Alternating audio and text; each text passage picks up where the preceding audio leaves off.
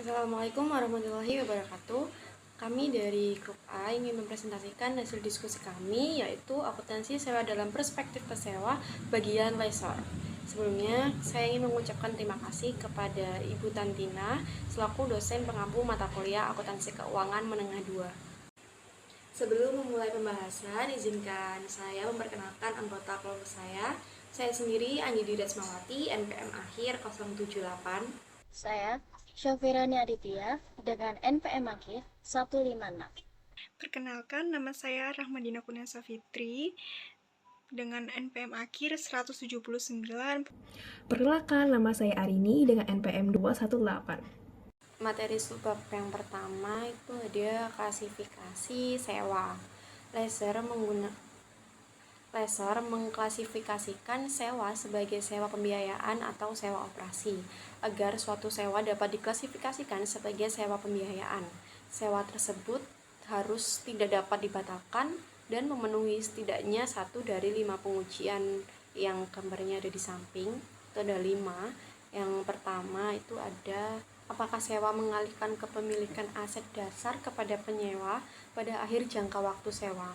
Lalu yang kedua itu ada apakah sewa memberikan hak kepada penyewa untuk membeli aset dasar yang secara wajar dapat dipastikan akan dilaksanakan oleh penyewa.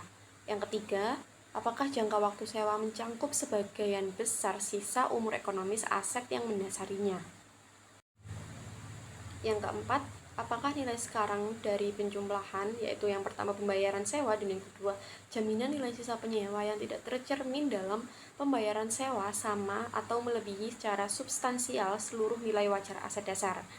Lalu yang kelima itu apakah aset dasar tersebut bersifat sangat khusus sehingga diperkirakan tidak memiliki kegunaan alternatif bagi pemberi sewa pada akhir jangka waktu sewa. Perbedaan bagi lessor antara sewa pembiayaan langsung dan sewa tipe penjualan adalah tidaknya keuntungan atau kerugian pabrik atau dealer.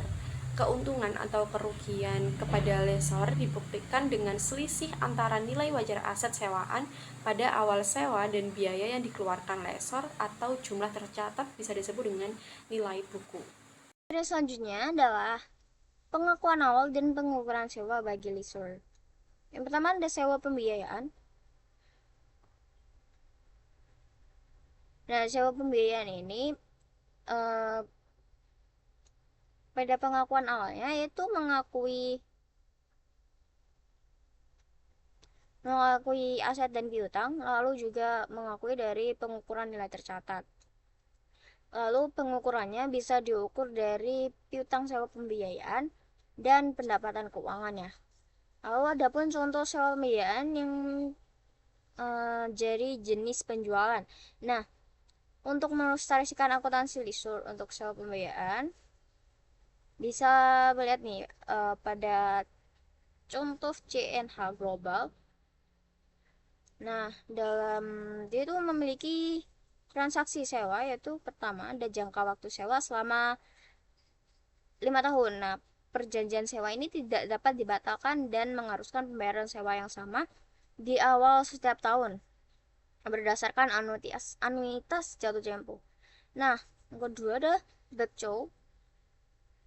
Backhoe memiliki nilai wajar pada awal sewa sebesar 100.000 pound sterling. Nah, estimasi umur ekonomis 5 tahun euro. Maaf.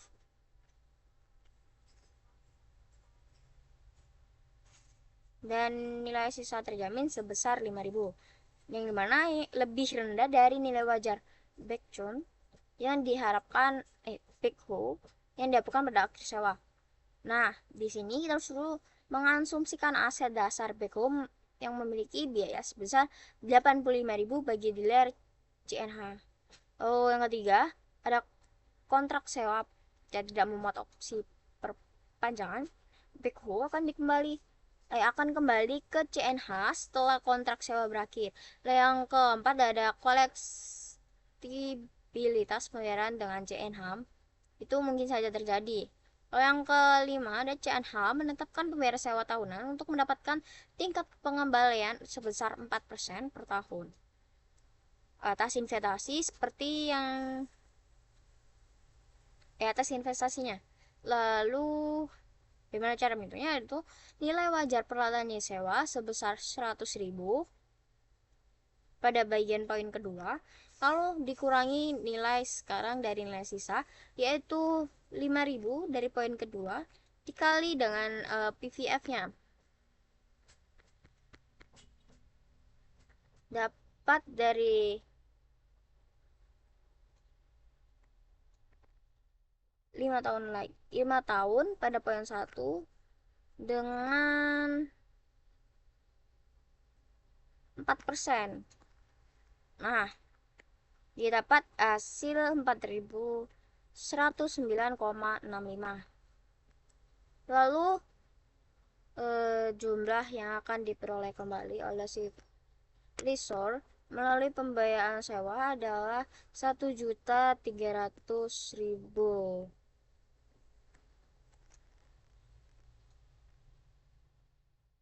Nah, 5 pembayaran sewa di awal tahun untuk mendapatkan pengembalian sebesar 4%, yaitu 95.890,35 dikurangi dengan 4,62990 yang hasilnya adalah 20.711,11. Lalu selanjutnya ada sewa operasi. Nah, sewa operasi ini diklasifikasikan ke dalam sewa jika secara substansial semua resiko dan manfaat yang terkait dengan kepemilikan aset tidak diserahkan kepada penyewa.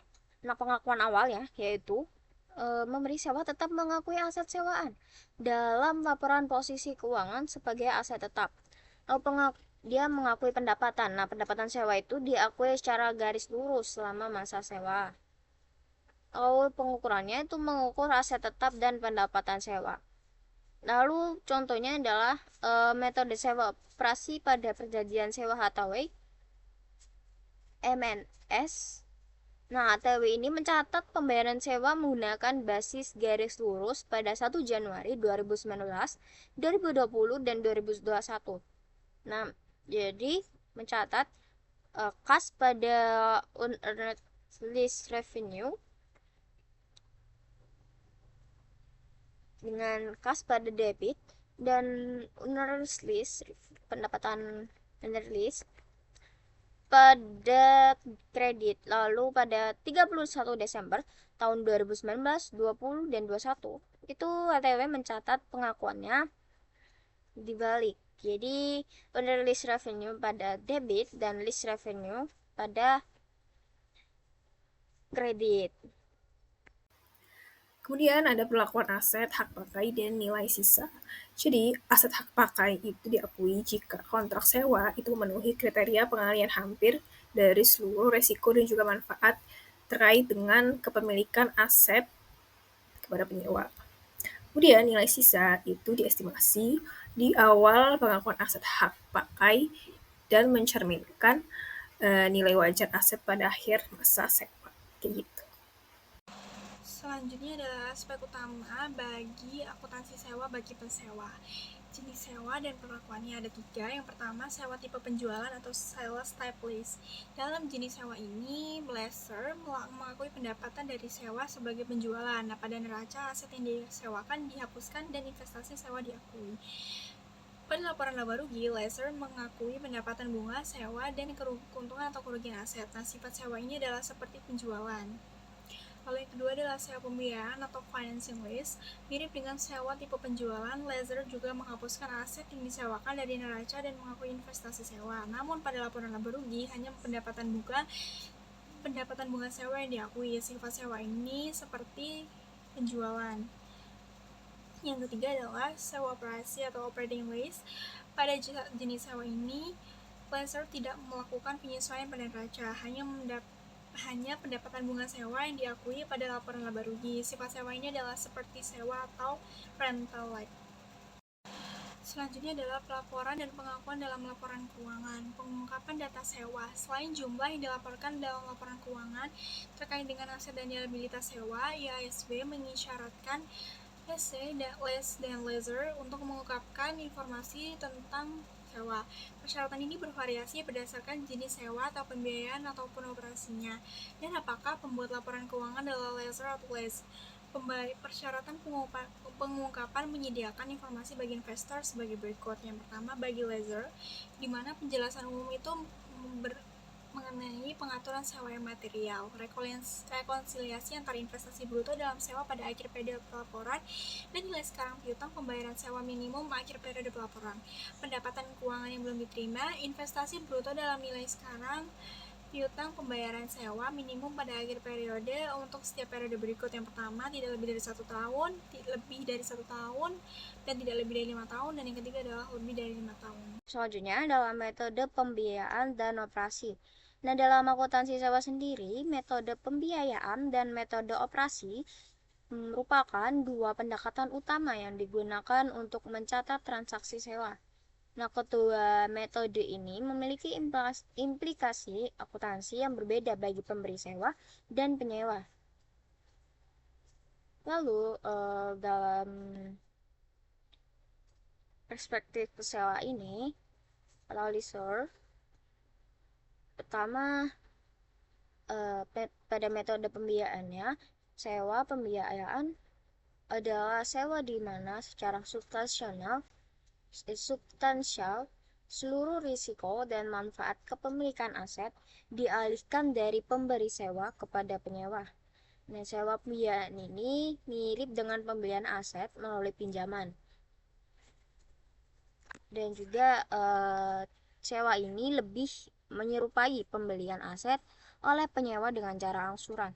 Ciri-ciri dari metode pembiayaan ini yaitu penyewa mengakui aset hak guna dan liabilitas sewa dalam laporan posisi keuangan. Lalu pemberi sewa mengakui piutang sewa pembiayaan sebesar nilai kini dan pembayaran sewa minimum yang akan diterima. Lalu secara substansial, seluruh risiko dan manfaat kepemilikan aset beralih ke penyewa. Jadi, untuk pesewa, dia mengalihkan resiko yang dia miliki kepada penyewa. Lalu yang kedua yaitu metode operasi. Nah, sewa operasi ini sendiri adalah sewa yang dimana resiko dan manfaat kepemilikan aset tidak secara substansial beralih kepada penyewa. Hal ini tuh lebih mirip dengan menyewakan aset untuk digunakan tanpa mentransfer kepemilikannya. Nah, ciri-cirinya yaitu penyewa tidak mengakui aset hak guna atau liabilitas sewa dalam laporan posisi keuangan. Lalu penyewa mengakui pembayaran sewa sebagai beban periodik secara garis lurus selama masa sewa.